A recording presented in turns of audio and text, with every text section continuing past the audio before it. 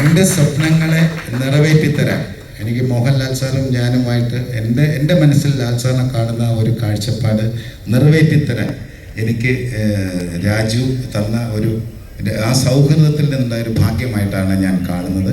അത് ഇപ്പോൾ ലോകമെമ്പാടും നമ്മൾ കേട്ടുകേൾവി പോലും ഇല്ലാത്ത പോലെയാണ്, നമ്മൾ ഇതിക്ക് മുൻകാലങ്ങളിൽ കാണാത്ത പോലെയാണ് എമ്പുരാൻ എന്ന ചിത്രത്തിന് സ്വീകാര്യത റിലീസിന് മുൻപ് വരെ സംഭവിച്ചുകൊണ്ടിരിക്കുന്നത്.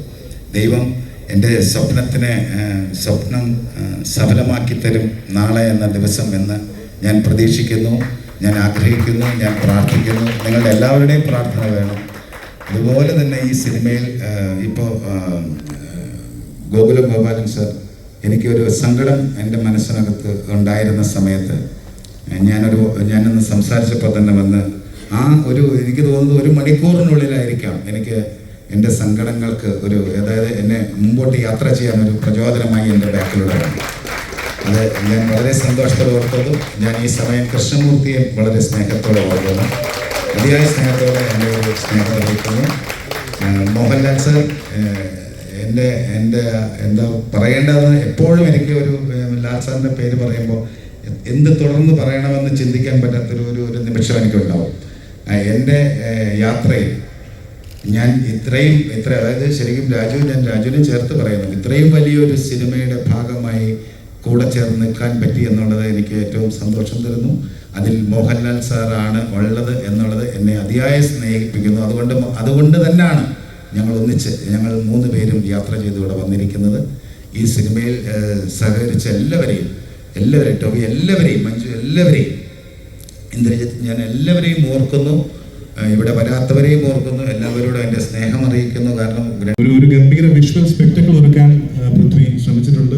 ലാലേട്ടൻ്റെ ഗംഭീര പ്രകടനം ഈ സിനിമയിലൂടെ കാണാൻ സാധിക്കും. ഞങ്ങളെല്ലാവരും ലൂസിഫർ കഴിഞ്ഞപ്പോൾ എംബ്രാൻ വരെയാണ്. We are all waiting with bated breath. ഇനി കുറച്ച് മണിക്കൂറുകൾ കഴിയുമ്പോൾ സിനിമ തിയേറ്ററിലെത്തും. എല്ലാവരും കണ്ട് അഭിപ്രായങ്ങൾ അറിയിക്കുക, നിങ്ങൾ സപ്പോർട്ട് ചെയ്യുക. Thank you very much. സിനിമയിൽ ഞങ്ങൾ വർഷങ്ങളായിട്ട് ആദ്യമായിട്ടാണ് ഗോപാലൻ സാറിൻ്റെ പേര് തെറ്റി വിളിക്കുന്നത്. എത്ര വർഷങ്ങളല്ല, സത്യമായിട്ട് ഞങ്ങൾ എത്രയോ വർഷങ്ങളായിട്ട് പരിചയമുള്ള ആൾക്കാരാണ്. ഞങ്ങൾ കുറേ നാളുകളായിട്ട് നമ്മൾ സിനിമ ചെയ്യണം എന്ന് ആഗ്രഹിച്ചിരിക്കുന്നതാണ് ഒരുമിച്ച്. ഈ സിനിമയിലൂടെ അത് സംഭവിച്ചു. അതിൽ വലിയ സന്തോഷം. വളരെയധികം സിനിമയെ ഇഷ്ടപ്പെടുന്ന, സിനിമയെ ആഗ്രഹിച്ചിട്ടല്ലേ നാട്ടിൽ നിന്ന് പോയത്. സിനിമ ആഗ്രഹിച്ച് നാട്ടിൽ നിന്ന് പോയ ആളാണ്. ഇപ്പോൾ ഇങ്ങനെ ഒരു സിനിമ വന്നപ്പോൾ ആ സിനിമയിൽ ഏറ്റവും പ്രധാനപ്പെട്ട ഒരാളായിട്ട് അദ്ദേഹമുണ്ട്. വലിയ സന്തോഷം. ആന്റണി ചേട്ടൻ, ഞാനും ആന്റണി ചേട്ടനും. പിന്നെ രാജുവേട്ടനെ പറ്റിയിട്ട് ഞാൻ പൊക്കി പറയുന്നതാണ് എന്ന് എല്ലാവരും പറയാൻ സാധ്യതയുണ്ട്. ഞാനിത് പലപ്പോഴും പറഞ്ഞിട്ടുള്ളതാണ്. പക്ഷേ എൻ്റെ കരിയറിലെ പല നിർണായക ഘട്ടങ്ങളിലും വളരെ പ്രധാനപ്പെട്ട ഒരു ഘട്ടത്തിലും ഒക്കെ എനിക്ക് എൻ്റെ കൂടെ നിന്നിട്ടുള്ള, എന്നെ ഒരുപാട് സഹായിച്ചിട്ടുള്ള ഒരാളാണ്.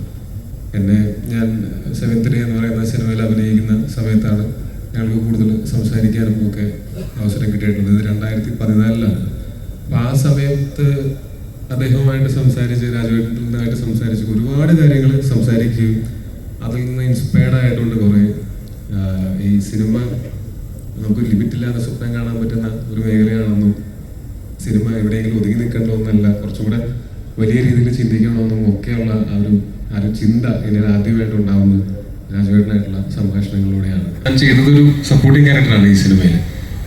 അപ്പോൾ എനിക്ക് നല്ല സപ്പോർട്ടിങ് ക്യാരക്ടേഴ്സ് ഇല്ലേ തുടർന്ന് വരിക. അപ്പോൾ നീ കണ്ടോ എന്ന് പറഞ്ഞിട്ട് അവിടെ നിന്ന് മുതൽ പിന്നീട് എനിക്ക് വന്നതിൽ ഒരു 90% എനിക്ക് വന്നിട്ടുള്ളത് ലീഡ് റോളുകളാണ്. അതെന്താണെന്ന് എനിക്കന്ന് മനസ്സിലായിരുന്നു, പുള്ളിക്ക് അതേ മനസ്സിലായിരുന്നു. അതിനുശേഷം ഇപ്പോഴാണെങ്കിൽ പോലും എന്തെങ്കിലും ഒരു പ്രതിസന്ധിയോ അല്ലെങ്കിൽ എന്തെങ്കിലും ഒരു ഡൗട്ടോ വന്നാൽ ഞാൻ ആദ്യം വിളിച്ച് ഉപദേശം ചോദിക്കുന്ന ആളും രാജുവേട്ടനാണ്. അപ്പോൾ തീർച്ചയായിട്ടും ഈ സിനിമ ഇതുപോലൊരു സിനിമ ഇങ്ങനെ മൗണ്ട് ചെയ്ത് അത് മലയാളത്തിൻ്റെ അഭിമാനമായിട്ട് കൊണ്ടുവരാനായിട്ട് അതിന് ഒരുപാട് ആൾക്കാർക്ക് പറ്റുമെന്ന് എനിക്ക് തോന്നുന്നില്ല. അത് എനിക്ക് തോന്നുന്നു രാജുവേട്ടൻ ലൊക്കേഷനിൽ അത് എങ്ങനെയാണ് അത് ഹാൻഡിൽ ചെയ്തിട്ടുള്ളത്. ഇത്രയും വലിയ ക്രൂവും ഇത്രയും സെറ്റപ്പും ഒക്കെ ഉണ്ടായിട്ട് ഇതിനെ എങ്ങനെയാണ് സിംഗിൾ ഹാൻഡഡ്ലി അത് ക്യാരി ചെയ്ത്, അത് അൾട്ടിമേറ്റ് കോൺഫിഡൻസ് ആണ്. അത് ഞാനെപ്പോഴും ആ സിനിമയുടെ ഭാഗമാകാൻ പറ്റിയതിലും ഇത് ഗംഭീര വിജയമായിരിക്കും എന്ന് ഞാൻ ഏകദേശം എൻ്റെ മനസ്സിൽ എനിക്ക് ഉറപ്പുണ്ട്. എനിക്ക് അങ്ങനെ തന്നെ സംഭവിക്കട്ടെ എന്ന് ആഗ്രഹിക്കുന്നു. എല്ലാവരും കാത്തിരിക്കുന്ന പോലെ നാളെ രാവിലെ ഈ സിനിമ കാണാനായിട്ട് ഞാനും കാത്തിരിക്കുകയാണ്. Thank you so much. Dialogues കേൾക്കാൻ നമ്മൾ കൂടുതൽ എക്സൈറ്റഡ് ആയിട്ട് കാത്തിരിക്കുന്നു. All the very best. Thank you so much. എന്തെങ്കിലും പറയാവുന്നതാണോ?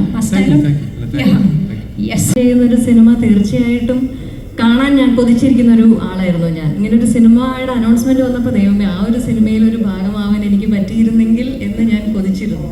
പക്ഷെ എന്തോ ദൈവാനുഗ്രഹം പോലെ ആ സിനിമയിൽ ഭാഗമാവുകയും ലൂസിഫറിലെ പ്രിയദർശിനി രാംദാസ് ഞാൻ ചെയ്തിട്ടുള്ള ഏറ്റവും മനോഹരമായിട്ടുള്ള കഥാപാത്രങ്ങളിൽ ഒന്നായി മാറുകയും ചെയ്തു. രാജു എന്ന സംവിധായകൻ. ഒരുപാട് നന്ദി എൻ്റെ മാധ്യമ സുഹൃത്തുക്കളോട്. ഈ സിനിമയെ ഇത്ര വലിയൊരു ആഘോഷമാക്കി മാറ്റി ഇതൊരു ഇൻഡസ്ട്രിയുടെ തന്നെ ഒരു മൈൽ സ്റ്റോൺ എന്ന രീതിയിൽ അതിനെ കണ്ട് ആ സിനിമയെക്കുറിച്ച് എന്നും സംസാരിക്കുകയും ആ സിനിമയുടെ ചർച്ചകൾ എന്നും സജീവമായി നിർത്തുകയും ചെയ്ത എല്ലാ മാധ്യമ സുഹൃത്തുക്കൾക്കും ഒരുപാട് നന്ദി. നിങ്ങളില്ലായിരുന്നുവെങ്കിൽ ഇന്നിപ്പോൾ ഇതുപോലെ ഇന്ത്യയിൽ എല്ലാ സ്ഥലത്തും ലോകമെമ്പാടും സിനിമാ പ്രേമികൾ ചർച്ച ചെയ്യുന്ന ഒരു സിനിമ റിലീസായി ഇത് മാറില്ലായിരുന്നു. ഒരു ചെറിയ സിനിമയാണ്. പിന്നെ പലപ്പോഴും എനിക്ക് പോലും എന്നിലില്ലാത്ത കോൺഫിഡൻസ് എന്നിലുണ്ടായതിന് ഇനിയും തരണേ ഡേറ്റ്. ഗോപാലൻ സർ, ഞാനങ്ങനെ വലിയ രീതിയിലെല്ലാം ഇത് വിദേശ രാജ്യങ്ങൾ USA, UK, ദുബായ് ഒരുപാട് സ്ഥലങ്ങളിൽ പോയി ഷൂട്ട് ചെയ്തൊരു സിനിമയാണ്. കാരണം ആ സിനിമയ്ക്ക് അത്രയും അങ്ങനെ ചെയ്താലേ ഈ സിനിമ നന്നാവുള്ളൂ. അതനുസരിച്ചാണ് ഞങ്ങൾ സിനിമ ചെയ്തിരിക്കുന്നത്. പലരും ചോദിക്കും ഈ സിനിമയുടെ ബഡ്ജറ്റ് എന്താണ്. ഞങ്ങൾ പറയുന്നില്ല. കാര്യം ആ സിനിമയുടെ ബഡ്ജറ്റ് അതിൻ്റെ മേക്കിങ്ങിലാണ്. അല്ലാതെ ഇത്ര രൂപയ്ക്ക് ഈ സിനിമ എടുത്തു എന്ന് പറഞ്ഞാൽ വലിയ സിനിമയാകില്ല. ഇപ്പോൾ 1000 കോടി മുടക്കിയിട്ടൊരു സിനിമ എടുത്തിട്ട് അത് സക്സസ്ഫുൾ ആയില്ലെങ്കിൽ അതുകൊണ്ട് ബഡ്ജറ്റ് എന്ന് പറയുന്നതല്ല, ഞങ്ങൾ എങ്ങനെ ചെലവഴിച്ചു എന്നുള്ളതാണ്. അപ്പോൾ ഈ സിനിമ കണ്ടിട്ട് നിങ്ങൾക്ക് തീരുമാനിക്കാം ഈ സിനിമയുടെ ബഡ്ജറ്റ് എന്തായിരിക്കുന്നു. കാര്യം വട്ടവർ നമ്മൾ ആ സ്പെൻഡ് ചെയ്തതെല്ലാം ആ സിനിമയിൽ നിങ്ങൾക്ക് കാണാൻ സാധിക്കും. അത്തരം കാര്യങ്ങൾ ആ സിനിമയ്ക്ക് ആവശ്യമുണ്ടായിരുന്നു. ഞങ്ങൾ മുന്നോട്ട് പോകുന്ന സമയത്ത് ഞങ്ങൾക്ക് ചില തടസ്സങ്ങളുണ്ടായി. അതൊരു പ്രത്യേക സമയത്താണ് ആ തടസ്സങ്ങളുണ്ടായത്. പിന്നെ ഇതിനൊരു മനസ്സ് വേണം ഒരു സിനിമയെ സഹായിക്കാൻ.